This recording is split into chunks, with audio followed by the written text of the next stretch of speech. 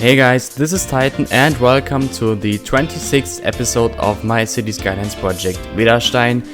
And have you seen that?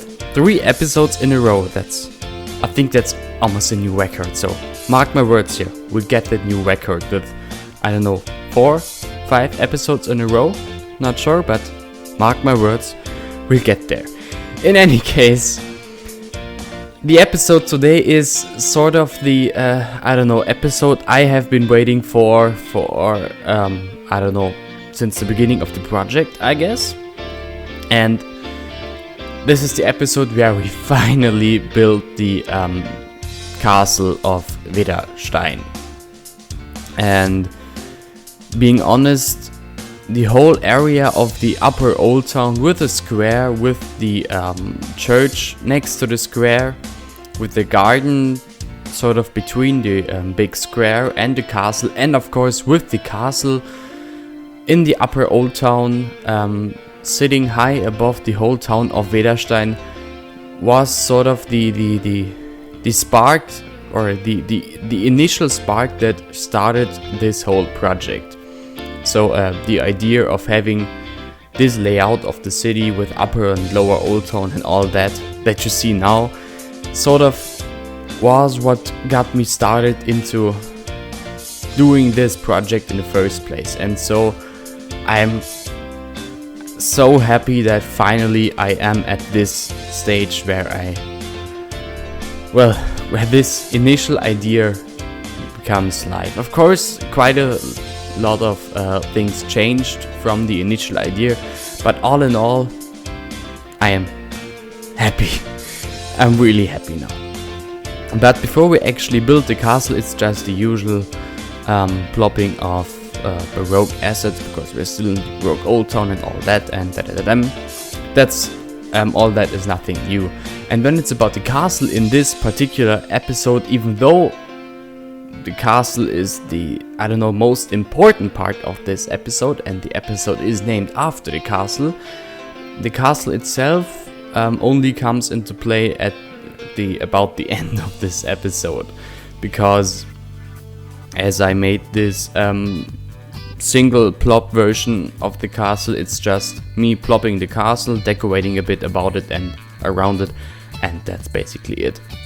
And so that's why the main focus of this episode is actually just the last few minutes, but that's not really that much of a problem, because there's still a bit of stuff to do here in the upper old town, even though it's just plopping assets. But at least one thing I can say: the endless backyard detailing that I have been doing these last episodes, or about since the beginning of this whole series, in this episode there will be at least less of that, because this whole block here with this as of now big backyard in the middle we just made here, I cut all of it out, because you've seen me doing that so often, and I got quite a few comments saying, we know how you do this, it's okay, it's nice, but we have seen it enough. And I totally understand that, and so I cut most of that out for this episode, and by that also making the episode a bit shorter, which also seems to be quite interesting for you guys. So we are now about finished with plopping assets for this, or with plopping growables for this episode, and what we are doing now is detailing the castle square, or I think castle square is the right word for it, because here in front of the castle we're having a small square, which is not really some sort of representative square with a statue and whatever, because that is the market square in the upper old town. This square here is just, historically it was just a sort of open area in front of the castle, and nowadays it is where tour buses or tour coaches, tourist buses, and whatever stop and load their hordes of Asian tourists out of the bus so they can swarm the castle and can go in the bus at the end of the day. And this is also the place where maybe a city bus will stop, I'm not sure yet, but in any case the sightseeing bus will stop.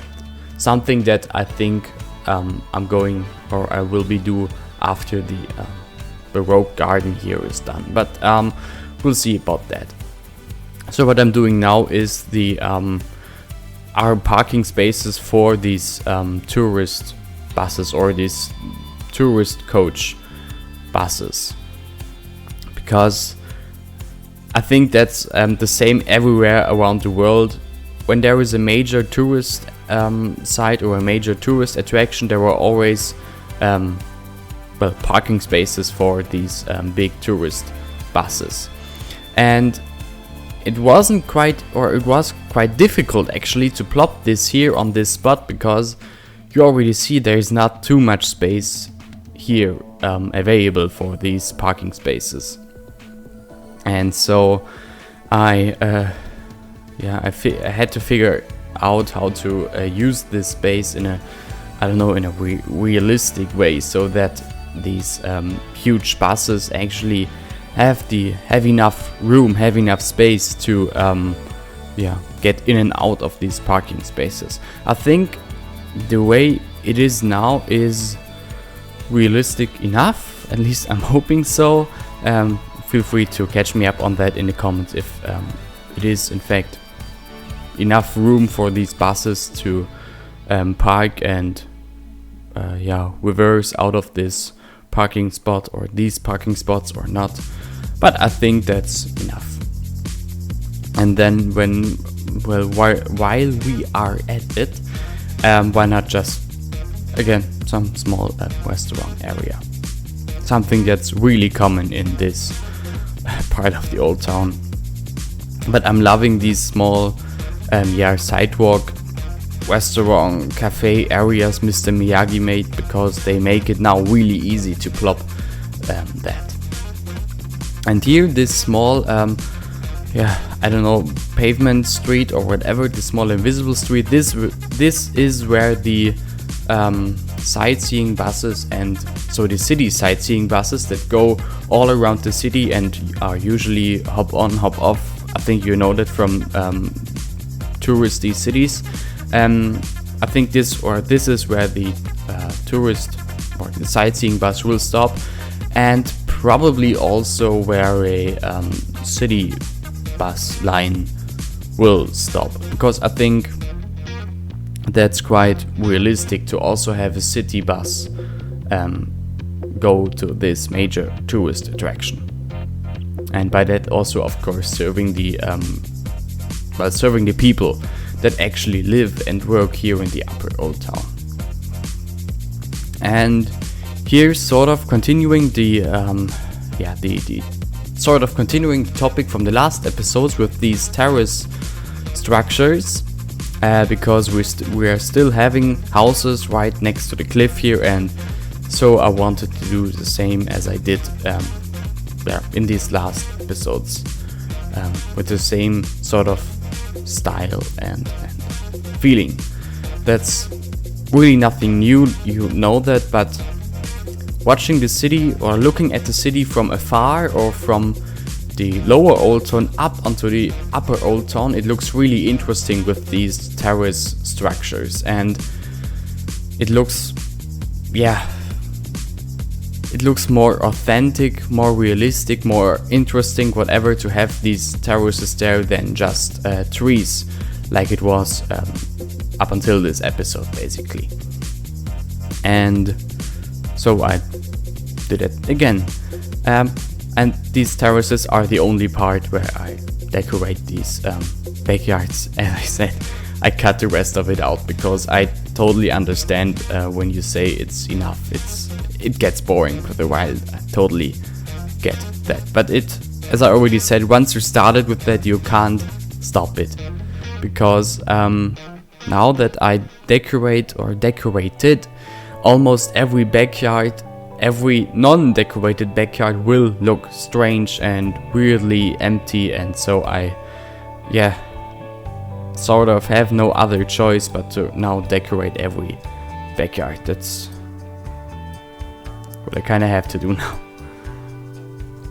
And but you'll, after this episode, you'll sort of have a break of this whole backyard detailing stuff, because I think I'm going to I'm going to do something different in the next episodes, or at least I want to do so. I'm still not sure if all works out if I planned, but enough of that.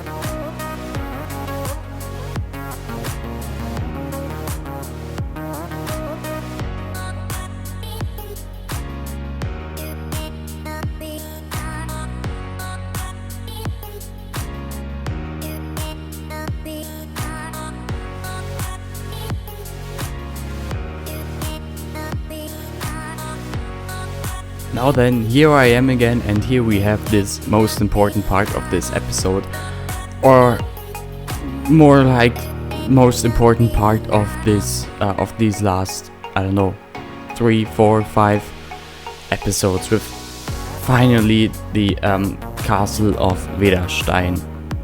And as you see, I made this single plop version of Hartenfeld's castle, and it's just so easy to plop it, and now it's there and ready to go. And that's why I said it's not, even though it's the main part of this episode, it's actually not the longest part of this episode.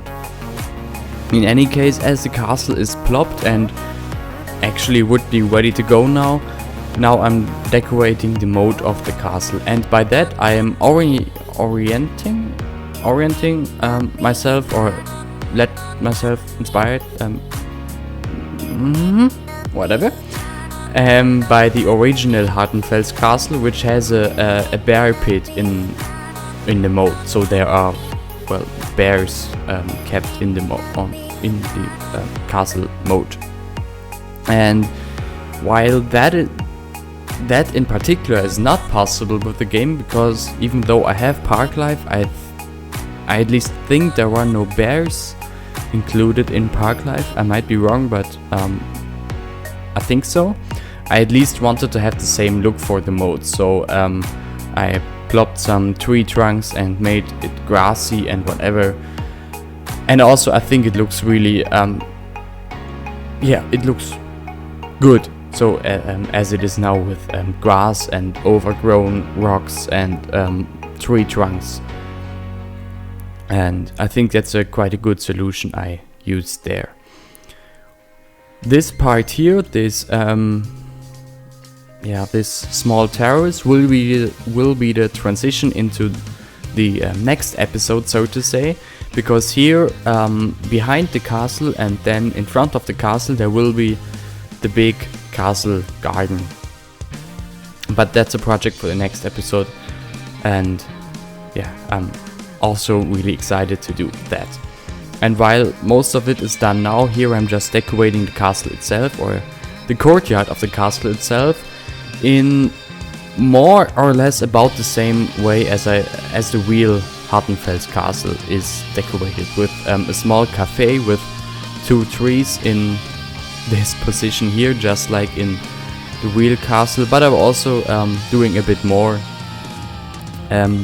You'll see that in just a few seconds, with some bollards and not fences, benches in the middle of the castle or in the courtyard. For once, because it looks more interesting and not so empty to have those, but also because I want more Sims to be in the castle yard. And so now I'm plopping these benches, and later on I'm plopping a few PPGs, just so that there are actually people in the castle. Because I'm thinking this is the main attraction, the main site of this whole town, or probably even of this whole area around the town. And so there would be quite a lot of tourists here, and to sort of simulate that, I plopped many people attracting things like benches and PPGs and all that.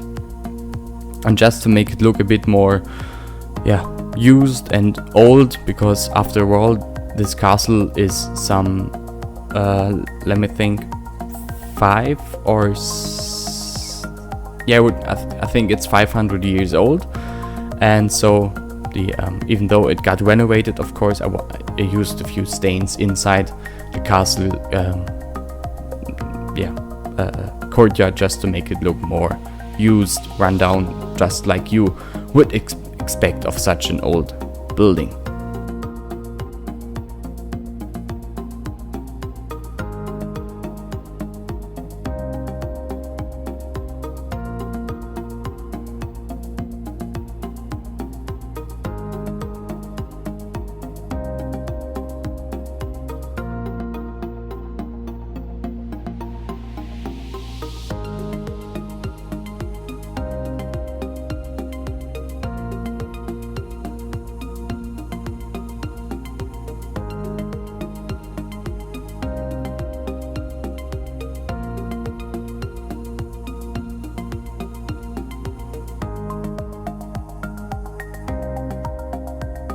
Here I just placed a few additional paths through the courtyard and also through the sort of back door of the castle out onto the terrace, because I wasn't sure if the invisible paths I included in this asset, if they are connected to the outside world in the right way. So I just made this pedestrian path and change it into invisible paths, just so people will actually walk not only into the castle but also through the castle onto the terrace behind the castle.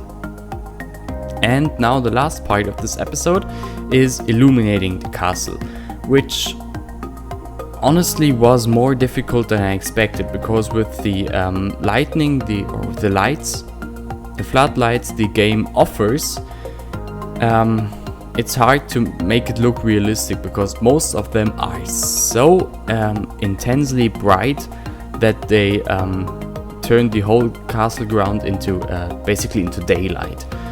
And so I didn't really use floodlights for the castle, but only my old gas lanterns, and I think that turned into an pretty nice atmosphere in a castle, and only use these floodlights here outside of the castle.